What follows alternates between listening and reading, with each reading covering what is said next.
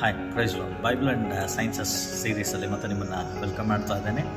ಈ ದಿನ ನಾವು ನೋಡುವಂಥ ಒಂದು ವಿಶೇಷತೆ ಏನಂದರೆ, ಭೂಮಿಯು ವಿಜ್ಞಾನ ಈ ಹಿಂದೆ ಹೇಳ್ತಾ ಇತ್ತು, ಭೂಮಿಯು ಒಂದು ದೊಡ್ಡ ಪ್ರಾಣಿಯ ತಲೆ ಮೇಲೆ ಇದೆ, ಭೂಮಿಯನ್ನು ಒಂದು ದೊಡ್ಡ ಪ್ರಾಣಿ ಅದರ ಭಾರವನ್ನು ಹೊರ್ತಾ ಇದೆ ಅಂತ ಹೇಳ್ತಾ ಇತ್ತು.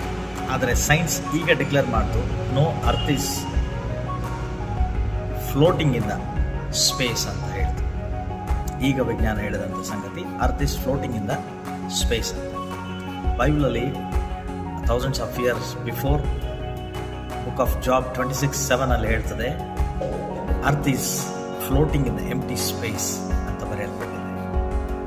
ಹಾಗಾಗಿ ದ ಇಂಪಾರ್ಟೆನ್ಸ್ ಆಫ್ ಬೈಬಲ್ನ ನಾವು ಚೆನ್ನಾಗಿ ಓದಿಕೊಳ್ಳೋಣ, ಅದರ ಆಳಗಳನ್ನು ತಿಳಿದುಕೊಳ್ಳೋಣ. ದೇವರನ್ನು ಆಶೀರ್ವದಿಸಲಿ. God bless our India.